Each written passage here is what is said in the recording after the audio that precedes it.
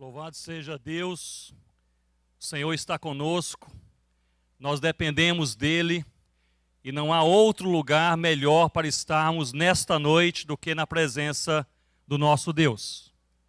Perante as complexidades da vida, os desafios da cidade e também os mistérios do universo, há uma verdade que dá significado à nossa existência. E a verdade é esta: Deus está conosco. Ao longo de toda a história e também na palavra de Deus, Deus tem se revelado, se apresentado de muitas maneiras, com muitos nomes e muitos adjetivos. Ele é o Criador, o Todo-Poderoso, é o Altíssimo, o Antigo de Dias. Ele é o Senhor dos Senhores, é o Pai, o Pastor, o Oleiro, é o Deus dos deuses. Mas há um termo, um nome para Deus que possui ou apresenta uma interface, um relacionamento especial conosco. É o nome Emanuel. E assim os hebreus antigos chamavam o nosso Deus, Emanuel. El, Deus, e mano, conosco, Emanuel, Deus está conosco. Eu gostaria que você abrisse comigo a sua Bíblia neste momento, se você a tem, se não apenas preste atenção nesse texto, em Mateus no capítulo 1, e nós leremos apenas 3 versículos, o versículo 21, 22 e 23. Mateus capítulo 1, os versículos 21 a 23. E nós iremos ler um texto que fala sobre um acontecimento que seria um acontecimento trivial, o nascimento de uma criança. Crianças nascem em todo lugar, toda hora. Mas aqui o texto bíblico, Deus falando na sua palavra, nos explica que este nascimento e esta criança é algo diferente. Porque neste nascimento, Deus, Emanuel, veio para estar de maneira permanente conosco. E ao lermos esse texto, eu gostaria que você fizesse comigo nesse momento um exercício necessário. E o exercício é este. Essa história é tão conhecida, esse texto é tão conhecido, que às vezes nós o lemos e passamos rapidamente pelas palavras, sem prestar atenção no significado, no fato e nas implicações para a sua vida e para a minha vida. E assim diz a palavra de Deus em Mateus no capítulo 1, versículo 21 em diante. E dará à luz um filho, e chamarás o seu nome. Qual é o nome, irmãos? Qual é o nome, irmãos? É Jesus, porque ele salvará o seu povo dos seus pecados. Tudo isso aconteceu para que se cumprisse o que foi dito por parte do Senhor, pelo profeta que diz: eis que a virgem conceberá, e lhe dará à luz um filho, e o chamarão pelo nome Emanuel, que traduzido é Deus conosco. Emanuel, Deus conosco. Eu queria chamar a sua atenção especialmente neste momento para o versículo 23. E eis que a virgem conceberá e dará à luz um filho, e o chamarão pelo nome de Emanuel, que significa Deus conosco. Senhor Deus, nós estamos nesta noite em Tua presença, nossos corações celebrando o Natal e nossos olhos fitos no Senhor. Uma certeza que nós temos clara em nosso coração é a nossa carência, dependência, necessidade do Senhor em nossa vida todos os dias e no dia de hoje. E aqui estão irmãos, irmãs e amigos e amigas, e cada um de nós tem um coração, uma vida, um dia, uma necessidade. E aqui nós lemos a Tua palavra e pedimos que o Senhor mesmo possa, da maneira como o Senhor tem feito ao longo dos anos, falar na Tua palavra ao nosso coração, trazer luz à nossa mente e direção aos nossos pés, consolo para a nossa alma, confronto na nossa vida e paz no Senhor Jesus. É a nossa oração em nome do Senhor Jesus. Amém, ó Deus. Queridos, há 2 verdades claríssimas neste versículo 23. São verdades simples, mas são verdades poderosas. A primeira verdade é que Jesus é Deus. E a segunda verdade é que Deus está conosco. Mas não se engane, apesar dessas verdades serem simples, mas poderosas, elas são o fundamento da nossa fé, o fundamento da nossa vida e o fundamento da nossa própria existência nesta noite. Sem esses dois fatos, Jesus é Deus e Deus está conosco, nada na nossa vida teria sentido, significado. Nem os nossos cânticos a Deus, nem este culto nesta noite, nem mesmo Natal, nem mesmo a família, nem mesmo a história, nem mesmo o ar que nós respiramos. Estas duas verdades são o fundamento da nossa fé e o fundamento da nossa vida. Jesus é Deus e Deus está conosco. Quando nós olhamos para este texto e para estas verdades, nós percebemos que aqui Deus se manifesta como o Emanuel, o Deus conosco. E o Emanuel não é um adjetivo que revela como é Jesus, mas sim um nome que nos diz quem é Jesus. Alguém poderia me chamar de brasileiro, ou de mineiro, ou mesmo de pastor ou missionário, ou talvez alguém poderia me chamar por um termo assim mais pessoal, de filho, de pai, de marido. Mas somente quando me chamam pelo meu nome, isso revela de maneira densa e completa quem eu sou. Quando dizem Ronaldo, é quem eu sou. E aqui no Nordeste diriam o Ronaldo de Roçana, para deixar bem claro sobre que Ronaldo é este. Mas é a nossa verdade, é o seu nome, é o meu nome, o conjunto, a realidade, a identidade. Quem nós somos. Aqui na palavra de Deus, no versículo 23, diz quem Jesus é. Jesus não é apenas o Deus Altíssimo, Jesus é o Deus conosco, o Emanuel.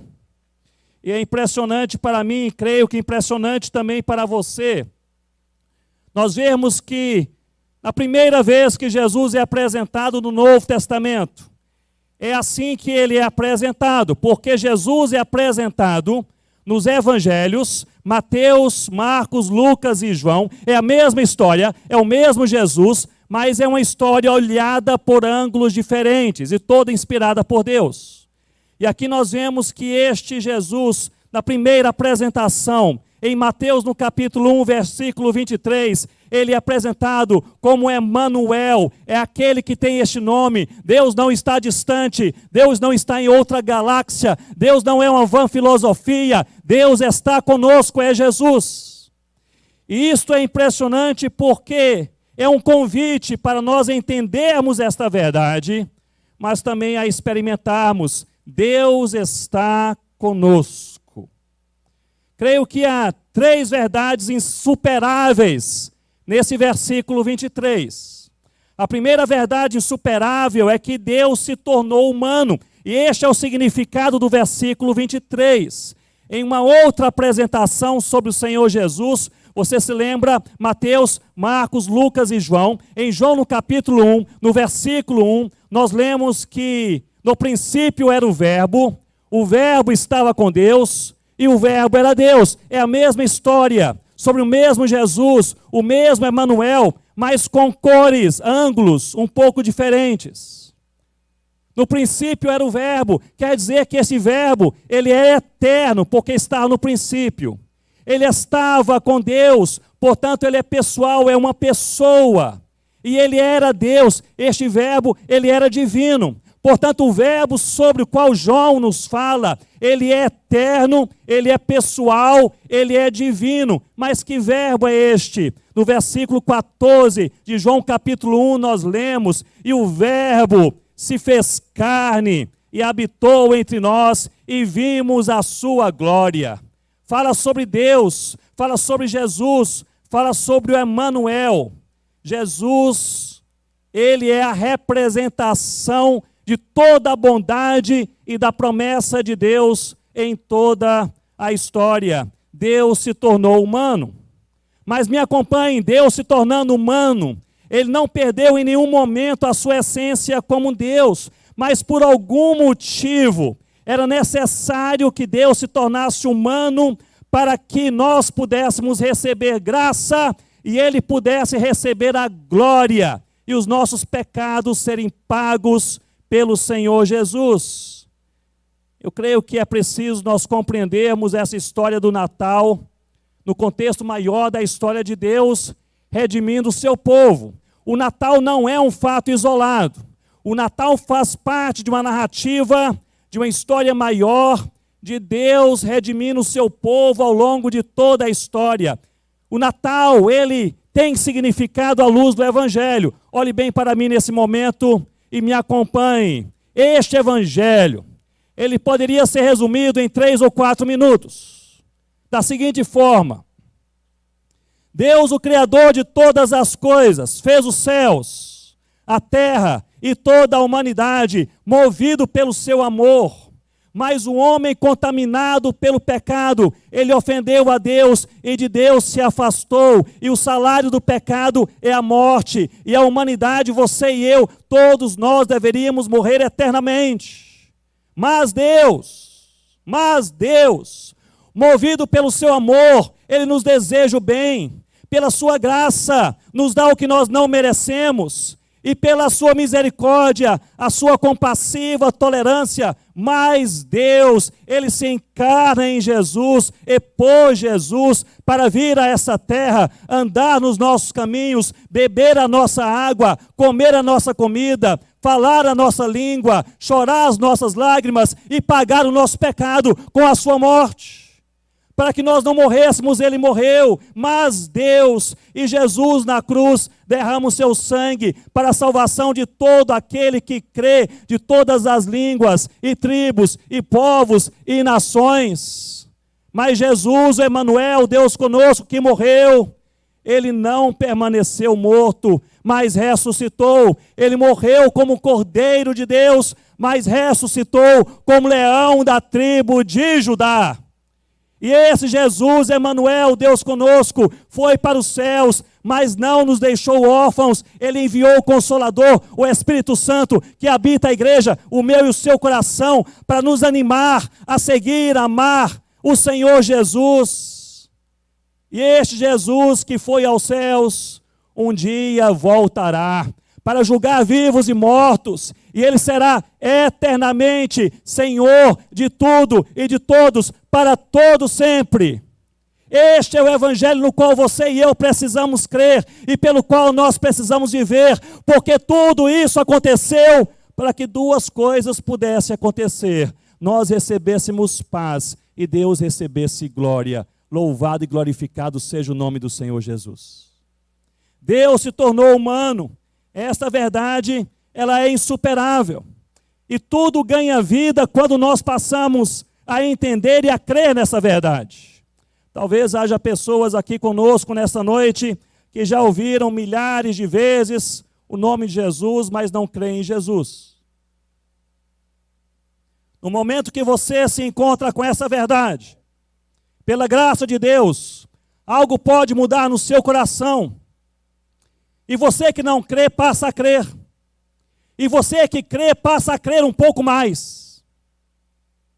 Rossana e eu ouvimos, cerca de 2 anos atrás, de um missionário amigo na Tailândia, a história de uma mulher, que aqui eu chamarei de Suki.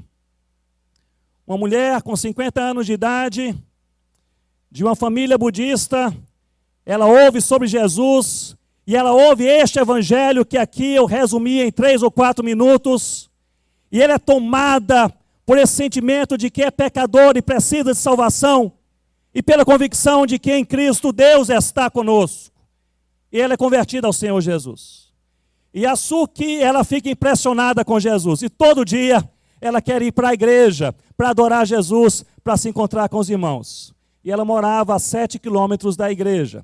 E todo dia com a sua pequena motocicleta, ela ia para a igreja, 7 quilômetros para ir, 7 quilômetros para voltar. A família de Suki, indignada com a sua conversão, toma a sua motocicleta.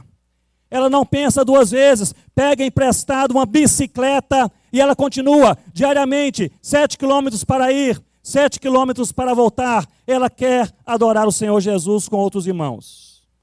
A família, percebendo que ela estava usando aquela bicicleta, lhe toma a bicicleta. E ela não pensa 2 vezes, passa a fazer aquele percurso várias vezes por semana a pé, para adorar a Deus. A família percebe o que ela faz e lhe tira as sandálias e açúcar e continua várias vezes por semana indo para aquela igreja com pés descalços para adorar o Cordeiro de Deus. A família desiste e lhe devolve a motocicleta. E ela volta então a andar agora com a motocicleta e ir para a igreja. E aquele missionário conversa com a Suki e lhe pergunta: mas o que fez você perseverar durante meses, sendo humilhada e sendo testada? É para apenas se encontrar com os irmãos? Que amor é este? E ela respondeu: não é apenas pelos irmãos, é por causa de Jesus, porque Deus está conosco. Esta é a verdade insuperável. Deus se fez humano para que em Cristo você e eu pudéssemos ter um encontro vivo, verdadeiro e eterno com Ele. Deus está aqui nessa noite, louvado seja o nome do Senhor Jesus. Mas há uma segunda verdade igualmente insuperável nesse versículo. Deus, Ele está conosco. Deus se tornou humano. Mas Ele não se tornou humano apenas para passear na terra. Ele veio com uma missão. E a verdade é essa, que Deus veio matar a nossa morte. Deus veio destruir o nosso pecado. Deus veio pagar o impagável. Deus veio redimir a sua vida e a minha vida no Senhor Jesus. Presépios são... Vocês já devem ter visto vários presépios neste Natal, talvez no shopping center, na casa de um amigo, ou quem sabe na sua casa, não sei. Mas presépios são um ambiente geralmente de tranquilidade e paz, não é assim? Se você observa um presépio, ali está o bebê que é Jesus, e ao seu redor vários elementos e tudo é um ambiente de paz. Os pastores estão felizes, os animais estão calmos, e até a luz, ela é uma luz assim harmoniosa. O presépio é um ambiente de tranquilidade e paz. Mas esta não é toda a verdade do Natal. Porque o Natal, apesar de ser a manifestação da paz, o Natal é conflitivo. Porque o Deus Santo e Imaculado, Ele se encarnou em homem na nossa história de pecado, de trevas, de angústia, de mazela, de adultério, de mentira, assassinato.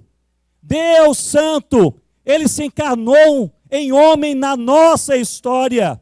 E Ele assim fez para matar a nossa morte.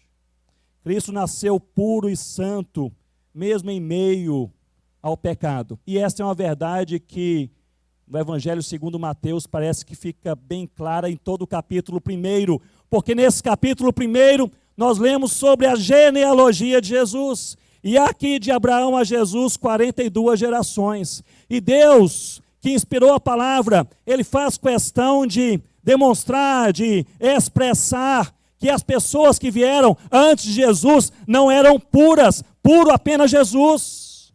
Aqui nesse texto, ele menciona Tamar, uma mulher estrangeira, de reputação duvidosa, menciona Raabe, que era uma prostituta, fala sobre Ruth, que era uma moabita, ainda fala sobre aquela que era mulher de Urias, se referindo a Batseba, mas intencionalmente tentando relembrar o pecado de Davi, de traição, de adultério e assassinato, e termina falando sobre o cativeiro babilônico, este ambiente de opressão e humilhação do povo de Deus. Portanto, a mensagem é claríssima: ninguém da genealogia do Senhor Jesus é puro e santo, apenas Jesus. Apenas Jesus.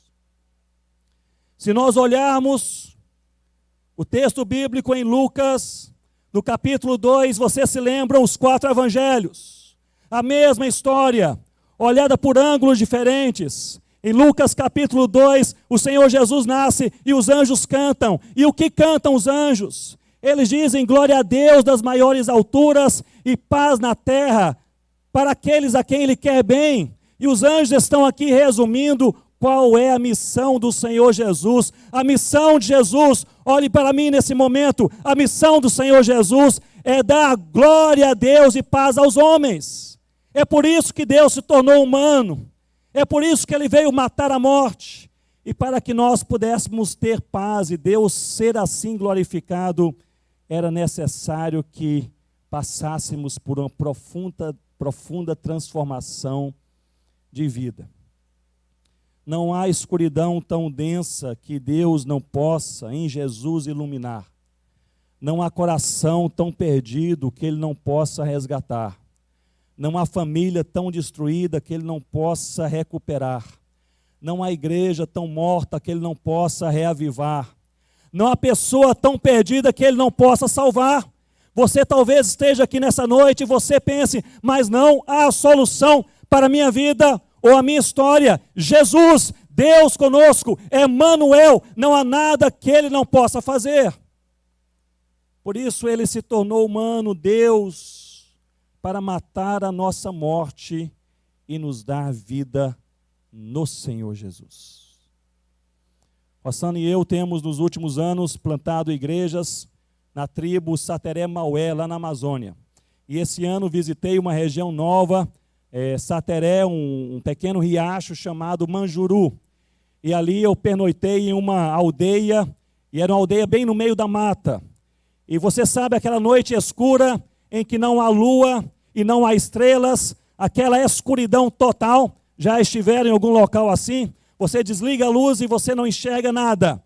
E ali havia apenas uma pequena fogueira, os indígenas haviam feito, eu tinha minha lanterna, preparamos ali as redes, eu deitei na minha rede, os irmãos indígenas ali em suas redes, e eu desliguei a lanterna, eles apagaram a fogueira, e aquela escuridão total, absoluta. Eu ouvi os pássaros da noite, mas não conseguia enxergá-los. Eu ouvi as pessoas se mexerem em suas redes, talvez a meio metro de mim, mas não conseguia enxergá-las. Eu colocava a mão na frente do meu rosto, não enxergava a minha própria mão. Aquela escuridão total. Era uma noite quente, não dormimos muito bem, e ali umas 4:30 da manhã eu acordei, aquela escuridão total, eu havia ali perdido o sono, e conseguindo ouvir aqueles ouvidos, aqueles ruídos, e nada enxergando. E ali antes das 5 horas da manhã, uma coisa aconteceu, surgiu o primeiro raio de sol. E eu fiquei impressionado porque bastou um raio de sol para todas as coisas ganharem cores. E com um raio de sol, eu enxerguei a mata, eu enxerguei os pássaros, eu vi as pessoas, e eu enxerguei a mim mesmo, minha própria mão, um raio de sol. A palavra de Deus não nos diz que Jesus é um raio de sol. A palavra de Deus nos diz que Jesus é como o sol ao meio-dia, com todo o seu fulgor. Ele lança luz sobre a nossa vida, a nossa história, e a família, e a igreja, e os nossos dias. Jesus é Deus, e Deus está conosco. Quando nós pensamos sobre essas verdades insuperáveis, nós precisamos compreender que Jesus, ele não se tornou humano apenas para conhecer melhor a humanidade. Há aqui uma heresia cristã do século VII, que dizia que Jesus se encarnou em homem para saber de fato o que é ser humano, conhecer a humanidade. Jesus, ele é o Criador da humanidade, ele nos conhece muito bem. Não precisaria Deus se encarnar em homem. Jesus também, Deus não se encarnou em homem, Jesus, apenas para nos convencer que Ele é Deus, porque Ele poderia, pensem comigo, enviar um anjo na sua vida e na minha vida, em uma aparição angelical, e falar: Deus é Deus, eu creria em você também. Jesus, portanto, Ele nasceu entre nós porque é aqui, na terra, na nossa história, no nosso mundo, quebrado, caído, pecaminoso, de trevas, que Ele iria matar a nossa morte para que possamos ter vida. Louvado seja o nome do Senhor Jesus. Ele nasceu, meus irmãos, em nosso mundo, porque era necessário que aqui o justo de Deus pagasse todo o preço, para que você e eu não pagássemos o preço justo de morte eterna. Em Filipenses capítulo 2, versículo 5 em diante, nós lemos que Jesus, ele se esvaziou de si mesmo, tomando a forma de servo, e fazendo-se semelhante aos homens. E teólogos passaram séculos conversando sobre Deus se esvaziando da sua glória. Em grego, até um termo que é específico para isso é kenosis, é Deus se esvaziando da sua glória. E de fato é algo que eu não consigo entender. Eu consigo crer, eu consigo entender o que a Bíblia diz, mas eu creio que você e eu, nós não conseguimos entender o quanto custou para Deus se esvaziar da sua glória e nascer como humano em nossa história, em nosso mundo. Eu creio que você e eu não conseguimos entender o quanto custou para Jesus pagar o preço de morte na cruz pelo seu pecado e pelo meu pecado. Nós precisamos entender que Jesus não veio como Deus encarnado apenas passar um período, uma primavera conosco. Ele é o Deus Altíssimo, encarnado em homem. Para sempre Jesus será Deus. Para sempre Jesus será homem. Emanuel, Deus conosco. É um pacto para a eternidade. Neste ano passado, estive dando um treinamento missionário em uma região da Mongólia, na época da primavera. O clima estava gostoso. As noites eram frias, mas os dias bem amenos. E ali conversando com os mongóis, as pessoas daquela terra, eu falei como é a temperatura. Eu sei que aqui é frio no inverno. E eles dizem, o inverno pode durar até 5 meses, até 6 meses, em alguns anos. E nós enfrentamos temperaturas que vão até 40 graus abaixo de zero. E eles disseram no inverno passado, nós enfrentamos a temperatura de 45 graus abaixo de zero. E eu passei menos de uma semana com eles. E eu voltei para o Brasil. E no voo para o Brasil, eu pensava assim, é muito fácil passar uma semana naquele país na primavera, mas é dificílimo morar ali. E veio à minha mente o Senhor Jesus. Deus se desvestiu da sua glória, não para passar conosco uma temporada. Olhe bem para mim nesse momento e entenda comigo, o Natal não foi o nascimento de uma criança para passar alguns anos na terra. O Natal foi a encarnação de Deus para passar a eternidade conosco. É o Emanuel, Deus conosco. Primeira verdade insuperável é que Deus se tornou humano. A segunda verdade insuperável nesse versículo é que Deus se tornou humano para matar a nossa morte e nos dar vida. A terceira verdade, igualmente insuperável, talvez seja a mais esperançosa, a mais melódica, é que Deus, Ele está conosco todos os dias. Todos os dias. Se nós lermos o Evangelho segundo Mateus, mas no fim da vida terrena do Senhor Jesus, nós perceberemos que há ali duas promessas bem demarcadas. A primeira se encontra em Mateus capítulo 24, e ele fala com seus discípulos e com seus seguidores, dizendo, vocês serão perseguidos, vocês serão odiados. Esta é uma promessa. Mas no capítulo 28, para os mesmos discípulos, ele diz, mas eis que estarei convosco, quando, irmãos? Todos os dias. Você pode falar comigo todos os dias. Mas eis que estarei convosco todos os dias até a consumação do século. Olhe bem para mim, você não sabe o que te espera amanhã. Você não sabe o que te espera até o final do ano. Você e eu não sabemos o que nos espera no ano que vem. Mas se você ama e segue o Senhor Jesus, há uma coisa que nós sabemos. Nós jamais estaremos sozinhos. Deus está e estará conosco. Apesar dos problemas que se agigantam na sua vida, do diagnóstico que você recebeu, do problema financeiro que angustia o seu coração, da tragédia na sua casa, das dúvidas na sua mente, dos pecados no seu coração, você saiba de uma coisa e relembre isso nesta noite: Deus está conosco e Jesus permanecerá conosco todos os dias. Todos os dias. E é interessante como essa promessa faz uma ponte com o Emanuel, Deus conosco. Jesus está conosco todos os dias até a consumação dos séculos. Eu sei que a Igreja das Graças estudou nos últimos domingos, nas últimas semanas, sobre as manifestações de Deus, Deus conosco ao longo da história. E Deus ao longo da história, antes do Novo Testamento, Deus se manifestou de muitas maneiras, e muitas maneiras também terríveis. Ele se manifestou como anjo, anjo do Senhor, mas se manifestou também de maneiras terríveis. Se manifestou por meio de um dilúvio, chamas de fogo, chuva de fogo, tempestades.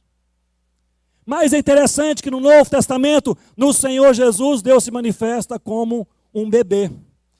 E não há nada mais dócil do que um bebê, não é isso? Você aconchega o bebê em seus braços, quem sabe fazer isso? Eu não sei fazer bem, então sempre entrego para a Rossana e tiro a foto.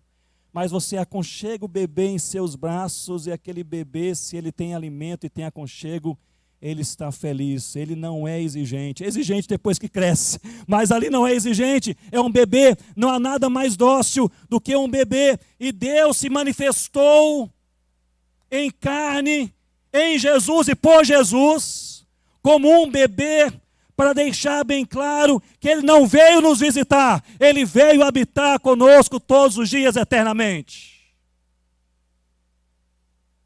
Quando nós pensamos nessas verdades insuperáveis, eu gostaria, antes de concluir, eu gostaria que você pudesse pensar no significado de tudo isto para a sua vida. Você que já ouviu falar milhares de vezes sobre Jesus, mas não ama e não segue o Senhor Jesus. Talvez seja esta uma noite que Deus está já derramando graça em seu coração e você está sentindo e pensando uma coisa diferente. E talvez nesse momento seja o momento de você aí sozinho, no seu lugar. Temos aqui uma multidão, mas você e Deus nesse local e nesse lugar e nesse momento. Você faz a oração: Senhor Deus, o Senhor que é o Deus conosco, Jesus, pelo Evangelho, salva a minha vida em nome do Senhor Jesus. Você que não crê, passa a crer. Mas você, meu irmão e minha irmã, que crê no Senhor Jesus, olhe bem para mim nesse momento. Você que crê, você também pode fazer uma oração, porque esta verdade insuperável da palavra, que o Deus Todo-Poderoso, inigualável, inenarrável, o Santíssimo, Ele está conosco, no Senhor Jesus, precisa encher nosso coração de fé. E você que crê pode fazer essa oração: Senhor, ajuda-me a crer um pouco mais em nome do Senhor Jesus. O Natal é um momento de se crer, e é um momento de se crer um pouco mais em nome do Senhor Jesus. Eu gostaria de encerrar trazendo à sua mente uma história acontecida em Mateus capítulo 8. Uma história de Jesus já adulto, no meio do seu ministério, havia chamado seus discípulos. Em Mateus capítulo 8, Jesus vai para o mar num barquinho com esses discípulos. A história é muito conhecida. E no meio do mar, nesse barquinho, eles enfrentam uma tremenda tempestade. E os discípulos passam a se angustiar. E eles pensam: nós vamos morrer. Você já passou algum momento assim na sua vida? Talvez por um ataque físico, ou espiritual, ou emocional, eu não sei. E você pensou: eu não vou aguentar mais. Já passou por um momento assim? Eu não vou aguentar mais. Os discípulos pensaram: nós vamos morrer, chegou o fim, nós não aguentaremos mais. E Jesus está dormindo. O que vamos fazer? Acordem a Jesus. E eles vão e acordam a Jesus. Jesus, ele dorme no meio da tempestade. Acordam a Jesus. E Jesus, ele acorda. E os discípulos o questionam: Senhor, o Senhor não se importa, nós vamos morrer, nós vamos perecer, e o Senhor não se importa. E Jesus, notem comigo, ele acalma os ventos e acalma a tempestade. Mas ele foi questionado pelos discípulos: o Senhor não se importa. Mas agora Jesus questiona os discípulos. E para mim isso é impressionante.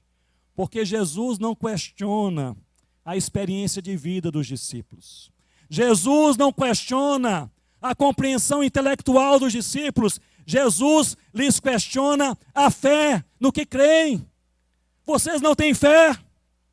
E se nós lermos esse texto, vamos perceber que Jesus não está questionando a fé dos discípulos, dos crentes, dos seguidores.